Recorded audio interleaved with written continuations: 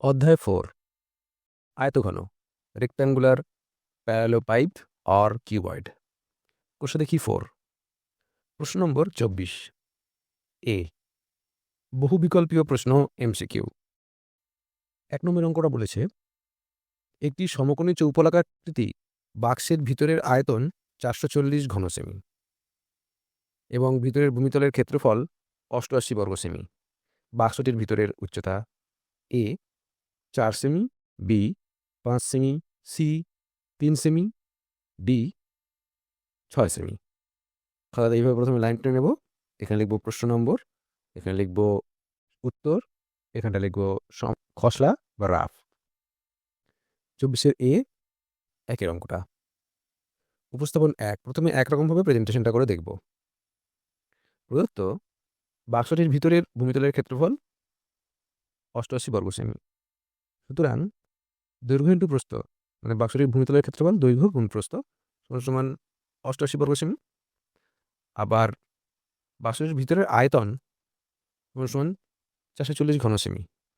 এগুলো বলে দিয়েছে।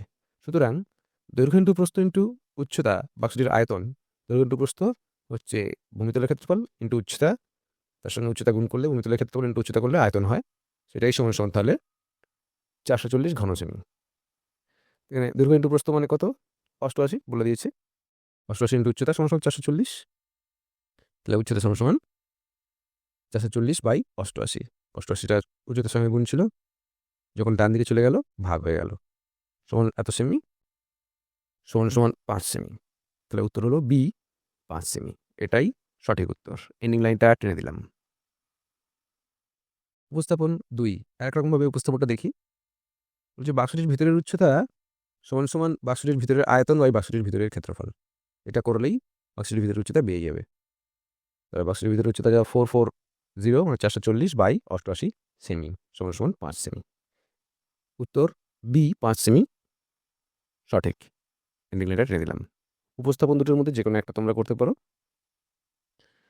প্রশ্ন নম্বর 2 বলেছে একটি আয়তঘনাকার গর্তের দৈর্ঘ্য 40 মিটার, প্রস্থ 12 মিটার এবং গভীরতা 16 মিটার। ওই গর্তের মধ্যে 5 মিটার দৈর্ঘ্য, 4 মিটার প্রস্থ এবং 2 মিটার পুরু তক্তা রাখা যাবে কটি? এ 190টি, বি 192টি, সি 184টি, ডি 180টি। এটা প্রশ্ন নম্বর লিখব 24 এ 2-এরটা। তক্তার সংখ্যা, যেটা তক্তা রাখা যাবে তার সংখ্যা সমান সমান গর্তের ভিতরের আয়তন বাই একটি তক্তার আয়তন। মানে গর্তের যে আয়তন তাকে যদি আমি একটি তক্তার আয়তন দিয়ে ভাগ করি, তাহলে কটা তক্তা রাখা যাবে সেটা এই সংখ্যাটা বেরিয়ে যাবে। সেই জন্য তক্তার সংখ্যা সমান সমান গর্তের ভিতরের আয়তন বাই একটি তক্তার আয়তন লিখেছি। এতটি সমান সমান গর্তের ভিতরের আয়তন কত? দৈর্ঘ্য ইন্টু প্রস্থ ইন্টু উচ্চতা, মানে 40 ইন্টু 12 ইন্টু 16। আর একটি তক্তার আয়তন কত? 5 দৈর্ঘ্য ইন্টু 4 প্রস্থ ইন্টু 2 পুরু, মানে উচ্চতা। এতটি কাটাকাটি করবো। 5 দিয়ে 40 কাটলাম, 5 8 40, 4 দিয়ে 8কে কাটলাম, 4 দুগুণে 8, 2 আর 2 কাটা পড়ে গেল। 12 আর 16 গুণ করবো, 12 16 গুণ করলে হয় 192টি। উত্তর বি 192টি। এটাই সঠিক উত্তর। এন্ডিং লাইনটা টেনে দিলাম। এবার 3 নম্বর অঙ্কটা বলেছে একটি ঘনকের পার্শ্বতলের ক্ষেত্রফল 256 বর্গমিটার। ঘনকটির আয়তন এ 64 ঘনমিটার, বি 216 ঘনমিটার, সি 256 ঘনমিটার এবং ডি 512 ঘনমিটার। 24 এর 3-এরটা। ঘনকের একটি তলের ক্ষেত্রফল সমান সমান 256/4। মানে আমাদের যেটা বলেছে সেটা হচ্ছে একটি ঘনকের পার্শ্বতলের ক্ষেত্রফল। ঘনকের পার্শ্বতল কটা? ঘনকের পাশে তল 4টে। অ্যাকচুয়ালি ঘনকের তল 6টা। উপরের তলটা নিচের তলটা বাদ পার্শ্বতল বলেছে, সমগ্র তল বলেনি। তো পার্শ্বতলে 4টে তল, 4টে তলের প্রত্যেকটা তলের ক্ষেত্রফল বার করতে গেলে 256/4 করতে হচ্ছে। 256/4 বর্গমিটার সমান সমান, যেহেতু ঘনকের পার্শ্বতলের সংখ্যা 4টি, এটা বলেই দিলাম। সুতরাং এটাকে 4 দিয়ে ভাগ করলে হয় 4 4 24, 4 4 16, 64 বর্গমিটার হলো। ঘনকের আয়তন জানতে চেয়েছে। তো তাহলে ঘনকের একটা তলের ক্ষেত্রফল 64 বর্গমিটার। তাহলে ঘনকের বাহুটির একটি বাহুর দৈর্ঘ্য সমান সমান √64 মিটার। ঘনকের একটি তলের ক্ষেত্রফল বাহু গুণ বাহু মানে বর্গক্ষেত্রের একটি ক্ষেত্রফল বাহু গুণ বাহু, তাহলে একটা বাহু √64 মিটার। ঘনকের একটি তলের ক্ষেত্রফল যদি 64 হয়, সেটা বাহু গুণ করে হয়েছে, তাহলে একটা বাহু কত? 64 বর্গমূল। তাই ঘনকের একটি বাহুর দৈর্ঘ্য 64 বর্গমূল করলে যেটা হবে সেটা মানে √64 মিটার সমান 8 মিটার। তাহলে একটা বাহুর দৈর্ঘ্য ঘনকের 8 মিটার। সুতরাং ঘনকটির আয়তন বাহু কিউব মানে 8-এর কিউব ঘনমিটার সমান 3 কে 8 গুণ করলে হয় 512 ঘনমিটার। উত্তর তাহলে ডি 512 ঘনমিটার। এটাই সঠিক উত্তর। নীল লাইনটা টেনে দিলাম। এবারে 4-এরটা বলেছে দুটি ঘনকের আয়তনের অনুপাত 1:27 হলে ঘনক দুটির সমগ্রতলের ক্ষেত্রফলের অনুপাত কত? এ 1:3, বি 1:8, সি 1:9, ডি 1:18। 24-এর এর 4-এরটা উপস্থাপন 1। এটা প্রথমে একরকমভাবে করব। ধরি ঘনক দুটির বাহুর দৈর্ঘ্য যথাক্রমে এ একক এবং বি একক। মানে যে ঘনক দুটোর কথা বলেছে সেই ঘনক দুটোর একটার বাহু এ একক আর একটার বাহু বি একক। সুতরাং প্রশ্ন মতে এ cube is to B Q মানে প্রথম ঘনকের আয়তন ইস টু দ্বিতীয় ঘনকের আয়তন সমান 1:27। সুতরাং এ বাই বি তার হোল কিউ এইভাবে লিখতে পারি, a cube is to b কিউকে এ বাই বি তার হোল কিউ সমান 1/3 তার হোল কিউ। 1-এর কিউ করলে 1 হয়, 2-এর কিউ করলে 27 হয়। তাহলে কি দাঁড়ালো? সুতরাং এখান থেকে পাচ্ছি এ বাই বি সমান 1/3। সুতরাং এখান থেকে পাচ্ছি বি সমান বি গুণ 1 মানে বি, আর 3 গুণ এ মানে 3a, তাই বি সমান 3 দাঁড়ালো। সুতরাং ঘনক দুটির সমগ্রতলের ক্ষেত্রফলের অনুপাত, সমতলের ক্ষেত্রফলের অনুপাত ঘনকের সমগ্রতলের ক্ষেত্রফল ফর্মুলা হচ্ছে 6 ইন্টু বাহু স্কোয়ার, মানে এর প্রথম ঘনকের সমগ্রতলের ক্ষেত্রফল 6 ইন্টু এ স্কোয়ার মানে প্রত্যেকটা বাহু এ, তাই 6 into a square is to দ্বিতীয় ঘনকের সমতলের ক্ষেত্রফল 6 ইন্টু বি স্কোয়ার মানে দ্বিতীয় ঘনকের প্রতিটি বাহু বি। তাহলে 6 কেটে গেল, এ স্কোয়ার ইস টু বি এর জায়গায় আমি বসে দিলাম 3a, কারণ বি সমান 3a বেরিয়েছে, যেহেতু বি সমান 3a লিখে দিলাম। এখান থেকে পাচ্ছি a square is to 9 square, 3 square করলে 9 ইন্টু এ স্কোয়ার, তাহলে কত হলো 1:9। তাহলে উত্তর সি 1:9, এটাই সঠিক উত্তর। এন্ডিং লাইনটা টেনে দিলাম। উপস্থাপন 2 একরকমভাবে প্রেজেন্টেশনটা দেখি। প্রদত্ত ঘনক দুটির আয়তনের অনুপাত সমান 1:27। সুতরাং ঘনক দুটির বাহুর দৈর্ঘ্যের অনুপাত 1-এর ঘনমূল ইস টু 27-এর ঘনমূল সমান 1:3। ঠিক আছে। সুতরাং ঘনক দুটির সমগ্রতলের ক্ষেত্রফল অনুপাত 6 ইন্টু 1-এর স্কোয়ার ইস টু 6 ইন্টু 3-এর স্কোয়ার। এখান থেকে কি পাচ্ছি না সমান 6 কেটে যাচ্ছে, 1-এর স্কোয়ার করলে হয় 1 ইস টু 3 স্কোয়ার করলে হয় 9। তাহলে উত্তর সি 1:9, এটাই সঠিক উত্তর। এন্ডিং লাইনটা টেনে দিলাম।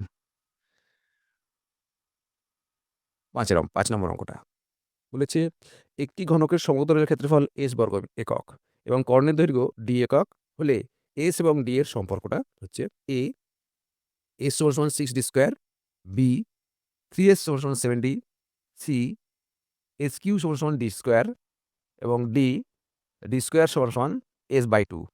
24-এর এর 5-এরটা ধরি ঘনকটির প্রতিটি বাহুর দৈর্ঘ্য সমান এ একক।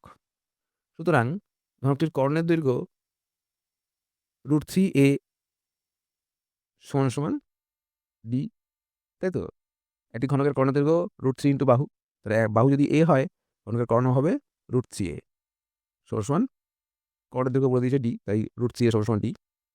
সুতরাং এ সমান ডি বাই √3, √3টা সমান চিহ্নের ডান দিকে চলে গেল, ভাগ হয়ে গেল, তাহলে এ সমান কত হলো? এ সমান ডি বাই √3 হলো। সুতরাং ঘনকের সমগ্রতলের ক্ষেত্রফল সমান 6 ইন্টু বাহু স্কোয়ার মানে 6 ইন্টু এ স্কোয়ার, এটাই সমান তাহলে এস, কারণ আমাদের ঘনকের সমগ্রতলের ক্ষেত্রফল এস বর্গ একক বলেই দিয়েছে। এবার এখানে আমি 6a স্কোয়ার সমান এস, এই সমীকরণটায় আমি এর জায়গায় ডি বাই √3 বসাবো, বসিয়ে দিই। সুতরাং 6 ইন্টু ডি বাই √3 তার হোল স্কোয়ার সমান এস। তাহলে 6 ইন্টু ডি স্কোয়ার করলে হয় ডি স্কোয়ার বাই √3 স্কোয়ার করলে হয় 3, এটাই সমান তাহলে এস। 3 দিয়ে 6কে কাটছি, 3 দিয়ে 6 কাটলে হয় 2 ডি স্কোয়ার সমান এস। এখান থেকে পাচ্ছি ডি স্কোয়ার সমান s/2। তাহলে কোন উত্তরটা সঠিক? ডি এর উত্তরটা সঠিক। উত্তর হচ্ছে ডি, ডি স্কোয়ার সমান s/2, এটাই সঠিক উত্তর। এন্ডিং লাইনটা টেনে দিলাম। বিয়ের নিচের বিবৃতিগুলি সত্য না মিথ্যা লিখি। 1 নম্বর, একটি ঘনকের প্রতিটি ধারের দৈর্ঘ্য দ্বিগুণ হলে ঘনকটির আয়তন প্রথম ঘনকের 4 গুণ হবে। একটি ঘনকের প্রতিটি ধারের দৈর্ঘ্য যদি দ্বিগুণ করা হয় তাহলে ঘনকটির আয়তন প্রথম ঘনকের 4 গুণ হয়ে যাবে। দেখি 24-এর বিয়ের 1-একটা। ধরি ঘনকটির প্রতিটি ধারের দৈর্ঘ্য সমান সমান a একক।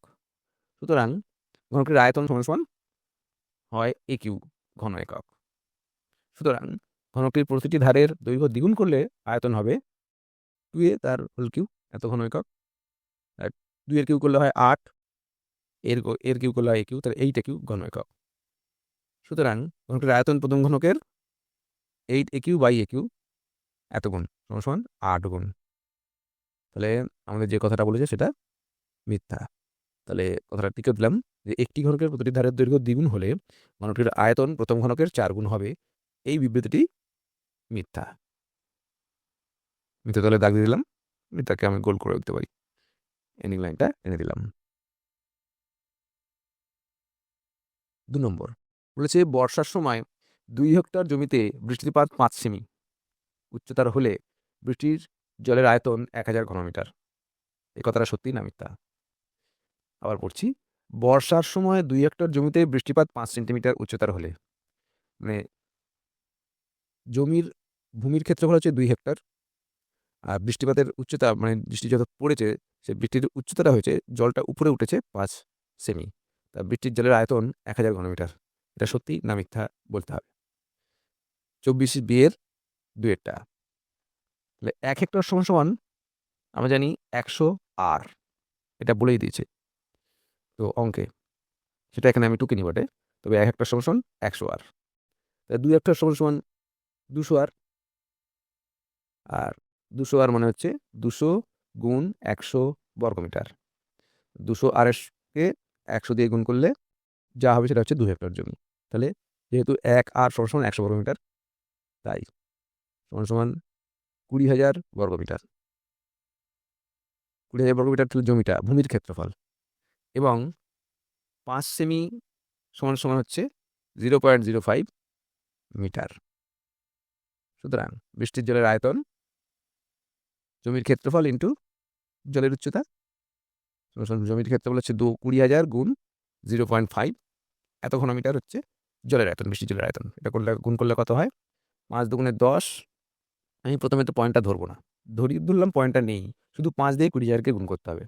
অনেকের পয়েন্টের গুণের সমস্যা হয়, তাদের জন্য বলছি যে ধরো পয়েন্টটা নেই, তাহলে 5 দিয়ে 20,000কে গুণ করবো। 5 দিয়ে 20,000কে যদি গুণ করি, 5 দুগুণে 10, 10-এর পরে 4টে শূন্য, মানে অ্যাকচুয়ালি 1-এর পরে 5টা শূন্য, মানে 1 লাখ।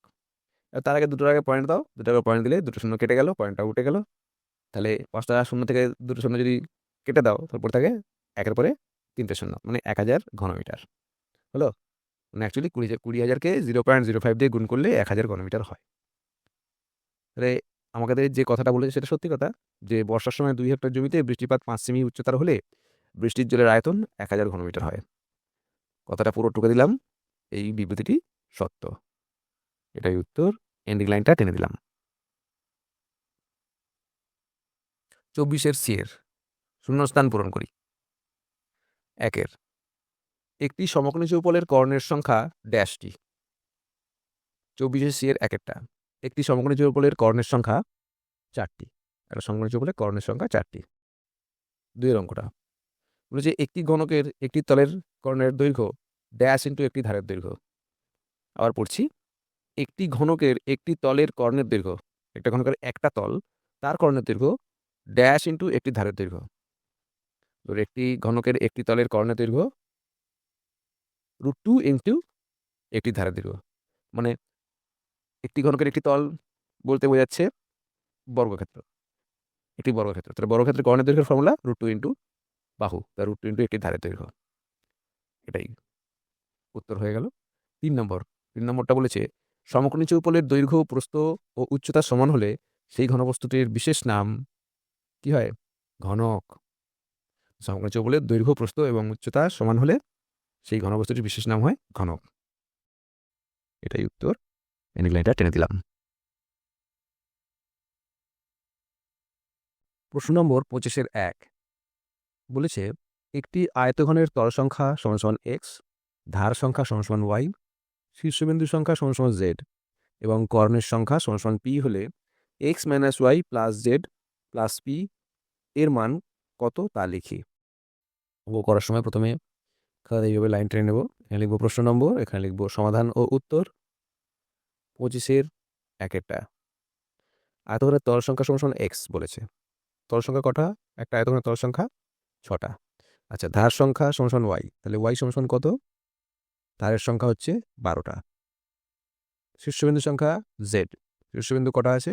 সমান সমান 8টা। এবং কর্ণের সংখ্যা পি, কটা কর্ণ আছে? সমান সমান 4টে। সুতরাং x minus y plus z plus p সমান সমান হচ্ছে 6 মাইনাস 12 প্লাস 8 প্লাস 4 সমান সমান হচ্ছে 8 8 4 12, 12 থেকে 12 বাদ পড়ে থাকলো 6। উত্তর হচ্ছে 6। উত্তর x minus y plus z plus p সমান সমান হচ্ছে 6। এটাই উত্তর। এন্ডিং লাইনটা টেনে দিলাম। 25-2 বলেছে দুটি আয়তঘনের মাত্রাগুলির দৈর্ঘ্য যথাক্রমে 4, 6, 4 একক এবং 8 2h-1 2 একক। যদি আয়তঘন দুটির ঘনফল সমান হয় তাহলে এইচ এর মান কত তা লিখি। 25-2 আয়তঘনের মাত্রা বলতে কি হয়ে যায়? মাত্রা কি? মাত্রাগুলো হচ্ছে আয়তঘনের দৈর্ঘ্য, প্রস্থ এবং উচ্চতাকে আয়তঘনের মাত্রা বলে। আয়তঘন ত্রিমাত্রিক ঘনবস্তু, মানে 3টে মাত্রা আছে। ইংরেজি থেকে বলে 3D, 3 ডাইমেনশন। সেটা হচ্ছে দৈর্ঘ্য, প্রস্থ আর উচ্চতা। তো এখানে দৈর্ঘ্য বলছে মাত্রাগুলোর মধ্যে কোনটা দৈর্ঘ্য, কোনটা প্রস্থ, কোনটা উচ্চতা সেটা বলেনি। বলছে 3টে মাত্রা হচ্ছে 4, 6 আর 4 একক। আর একটার আয়তঘনের 8 2h-1 আর 2 বলছে এদের ঘনফল সমান। তাহলে তাদের ঘনফল সমান যদি হয়, দৈর্ঘ্য প্রস্থ ইন্টু উচ্চতা, দৈর্ঘ্য ইন্টু প্রস্থ ইন্টু উচ্চতা হলে আয়তন বেরোয়। তাহলে এর আয়তন সমান সমান ওর আয়তন, মানে আয়তঘন দুটির মাত্রাগুলির দৈর্ঘ্য যথাক্রমে বলেছে 4, 6, 4 একক এবং 8 2h-1 2 একক। যেহেতু আয়তঘন দুটির ঘনফল সমান, সুতরাং 8 ইন্টু 2h-1 ইন্টু 2 মানে এই আয়তঘনের আয়তন সমান সমান এই আয়তঘনের আয়তন 4 ইন্টু 6 ইন্টু 4। এখান থেকে ক্যালকুলেশন করবো, এইচ এর মান বার করবো।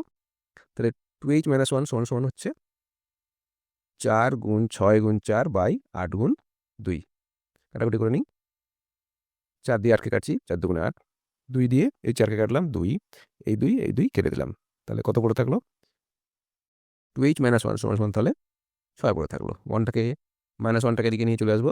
2h সমান সমান 6 প্লাস 1, তাহলে h সমান সমান হচ্ছে 7/2 সমান সমান 3.5, 3.5। উত্তর h সমান সমান 3.5। এটাই উত্তর। এন্ডিং লাইনটা টেনে দিলাম। প্রশ্ন নম্বর 25-3 বলেছি একটি ঘনকের প্রত্যেকটি ধারের দৈর্ঘ্য 50% বৃদ্ধি পেলে ঘনকটির সমগ্রতলের ক্ষেত্রফল শতকরা কত বৃদ্ধি পাবে তা হিসাব করে লিখি। 25-3 উপস্থাপনা প্রথমে একরকমভাবে প্রেজেন্টেশনটা দেখব। ধরি ঘনকটির প্রত্যেকটি ধারের দৈর্ঘ্য সমান সমান a একক। সুতরাং ঘনকটির সমগ্রতলের ক্ষেত্রফল সমান সমান 6a² বর্গ একক, তাই তো? ঘনকের সমগ্রতলের ক্ষেত্রফল হচ্ছে 6 ইন্টু বাহু স্কোয়ার, তাহলে 6 ইন্টু a² বর্গ একক হলো। এখন ঘনকের প্রত্যেকটি ধারের দৈর্ঘ্য 50% বৃদ্ধি পেলে প্রত্যেকটি ধারের দৈর্ঘ্য হয় সমান সমান a প্লাস a এর 50%। এ তো ছিল, প্লাস বাড়বে হচ্ছে a এর 50%। সমান সমান কত? এত একক। সমান সমান a প্লাস a ইন্টু 50/100 একক সমান সমান হচ্ছে a প্লাস a/2 একক। 50% মানে হাফ। সমান সমান কত হচ্ছে? 2 আর a গুণ করলে 2a প্লাস a মানে 3a/2 একক। a পূর্ণ a এর 2, a প্লাস a/2 একই ব্যাপার, 3a/2 একক। তাহলে এখন আগে যে ঘনকটির প্রত্যেকটা ধারের দৈর্ঘ্য a ছিল, এখন 50% বাড়াতে ঘনকের প্রত্যেকটা ধারের দৈর্ঘ্য হলো 3a/2 একক। সুতরাং প্রত্যেক ধারের দৈর্ঘ্য 50% বৃদ্ধি পাওয়ার পর সমতলের ক্ষেত্রে বলা হয় 6 ইন্টু 3a/2 তার হোল স্কোয়ার 6 ইন্টু বাহু স্কোয়ার এত বর্গ একক। সমান কত হয় 6 গুণ 3 3 কে 9 a স্কোয়ার বাই 2 2 4 কাটাকুটি করি 2 দিয়ে কাটলাম 2 2 4 3 2 6 এত বর্গ একক সমান সমান হচ্ছে 3 নং 27 a স্কোয়ার বাই 2 এত বর্গ একক। এনিক লাইন ট্রেন দিয়ে পরের পাতায় চলে যাই। সুতরাং সমগ্রতলের ক্ষেত্রফল বৃদ্ধি পেল 27 a স্কোয়ার বাই 2, এটা এখনকার ক্ষেত্রফল মাইনাস আগেকার ক্ষেত্রফল 6 a স্কোয়ার এত বর্গ একক। তাহলে ক্ষেত্রফল বৃদ্ধি পেল, আগের ক্ষেত্রফলের থেকে এখনকার ক্ষেত্রফল বৃদ্ধি পেল কত, দুটোকে বিয়োগ করলাম সমান সমান 27 a স্কোয়ার মাইনাস 6 দুগুণে 12 a স্কোয়ার বাই 2 এত বর্গ একক ক্ষেত্রফল বৃদ্ধি পেল সমান সমান কত হয় 27 থেকে 12 বাদ দিলে 15 a স্কোয়ার বাই 2 বর্গ একক। সুতরাং সমতলের ক্ষেত্রফল বৃদ্ধির হার, সমগ্রতলের ক্ষেত্রফল বৃদ্ধির হার সমান সমান বৃদ্ধি বাই আগের ক্ষেত্রফল। বৃদ্ধি হলো 15 a স্কোয়ার বাই 2 আর আগের ক্ষেত্রফল হচ্ছে 6 a স্কোয়ার ইন্টু 100%। সমতলের ক্ষেত্রফল বৃদ্ধির হার আগে 6 a স্কোয়ার ছিল, বৃদ্ধি পেল 15 a স্কোয়ার বাই 2। তাহলে কতটা বৃদ্ধি পেল আগের তুলনায়? আগের তুলনায় বৃদ্ধি পেল আগের ক্ষেত্রফলটা তলায় আর বৃদ্ধিটা উপরে। এটা হচ্ছে বৃদ্ধির ভগ্নাংশ ইন্টু 100% করলেই শতকরা হার বেরিয়ে যাচ্ছে। সমান সমান 15 a square into 100 by 2 into 6 a square এত পার্সেন্ট। দেখো স্কোয়ার কেটে দিলাম, 2 দিয়ে 100 কাটলাম, 50 দুগুণে 100, 2 দিয়ে কাটবো 3 দুগুণে 6, 25 দুগুণে 50। এবার 3 দিয়ে কাটছি 15, 3 5 15, কত হলো 5 25 125 সমান সমান 125%। উত্তর, ঘনকটির সমগ্রতলের ক্ষেত্রফল শতকরা 125 ভাগ বৃদ্ধি পাবে, মানে 125% বৃদ্ধি পাবে। পার্সেন্ট চিহ্নটা কেন দিলাম না, যে শতকরা কথাটা লিখেছি, শতকরা তো বলেই দিচ্ছি, ওই জন্য 125% আর দিলাম না, শতকরা 125 ভাগ বৃদ্ধি পেল। এটাই উত্তর, এন্ডিং লাইনটা টেনে দিলাম। এর উপস্থাপন 2 এরকমভাবে প্রেজেন্টেশনটা দেখি। ধরি ঘনকটির প্রত্যেকটি ধারের দৈর্ঘ্য সমান সমান 10 একক, প্রত্যেকটা ধার ধরলাম 10 একক। সুতরাং ঘনকটির সমগ্র তলের ক্ষেত্রফল সমান সমান 6 ইন্টু 10 স্কোয়ার, মানে 6 ইন্টু বাহু স্কোয়ার হলো এত বর্গ একক সমান সমান 600 বর্গ একক। 6 গুণ 10 স্কোয়ার করলে 100, মানে 600 বর্গ একক। এটা হলো যখন ঘনকটার প্রত্যেকটা ধার 10, তখন তার সমগ্র তলের ক্ষেত্রফল 600 বর্গ একক। এখন ঘনকটির প্রত্যেকটা ধারের দৈর্ঘ্য 50% বৃদ্ধি পেল। প্রত্যেক ধারের দৈর্ঘ্য বৃদ্ধি পেলে প্রত্যেক ধারের দৈর্ঘ্য হবে কত, 10 প্লাস 10-এর 50% এত একক। তাহলে 10-এর 50% কত, 5, 10 প্লাস 10-এর হাফ এত একক সমান সমান, যেহেতু রেখে দিলাম 50% সমান হাফ অংশ বা অর্ধেক, 10 প্লাস 5 একক সমান সমান 15 একক। বুঝছে? তাহলে ঘনকটার প্রত্যেকটা ধার দৈর্ঘ্য যদি 10 একক হয়, 50% বাড়ালে, প্রত্যেকটা ধার যদি 50% বাড়ানো হয়, তাহলে তার প্রত্যেকটা ধার দৈর্ঘ্য হয় 15 একক। ঠিক আছে? সুতরাং প্রত্যেকটি ধারের দৈর্ঘ্য 50% বৃদ্ধির পর সমতলের ক্ষেত্রফল হবে সমান সমান 6 ইন্টু 15 স্কোয়ার, 6 ইন্টু স্কোয়ার এত বর্গ একক সমান সমান 15 15 225, 15 স্কোয়ার করলে 225, 225কে 6 দিয়ে গুণ করলে 1350 বর্গ একক হয়।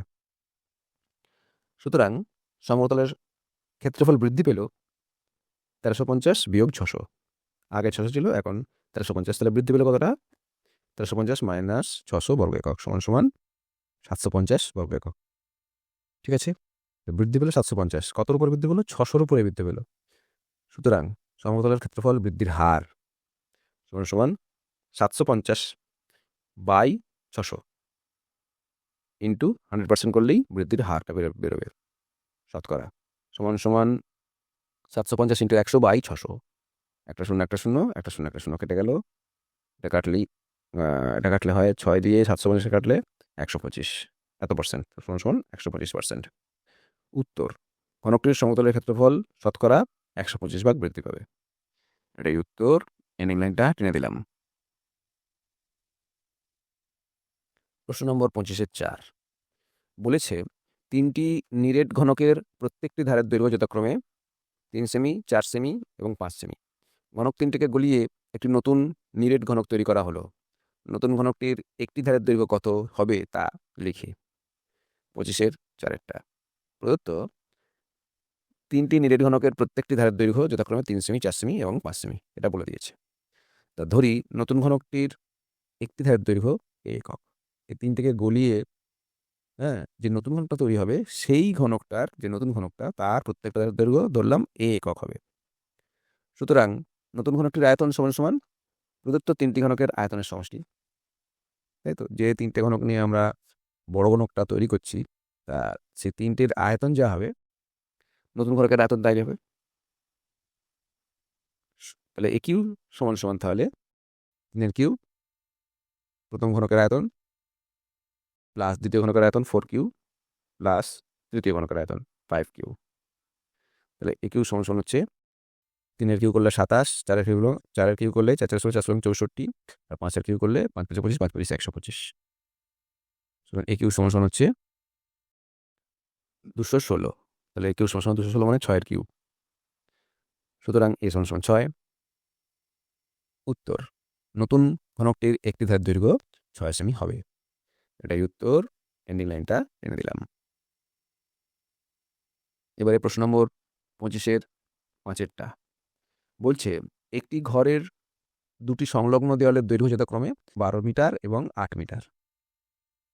দুটি সংলগ্ন দেওয়াল মানে দুটো পাশাপাশি দেওয়াল।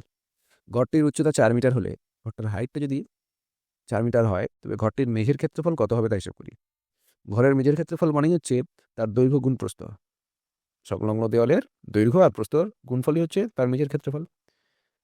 25-এর 5-এরটা প্রদত্ত ঘরের দুটি সংলগ্ন দেওয়ালের দৈর্ঘ্য যথাক্রমে 12 মিটার এবং 8 মিটার। সুতরাং ঘরটির মেঝের ক্ষেত্রফল 12 × 8 বর্গমিটার সমান সমান 8×96 বর্গমিটার। এখানে উচ্চতাটা কোনো কাজেই লাগলো না। উত্তর, ঘরটির মেঝের ক্ষেত্রফল 96 বর্গমিটার। এটাই উত্তর, এন্ডিং লাইনটা টেনে দিলাম।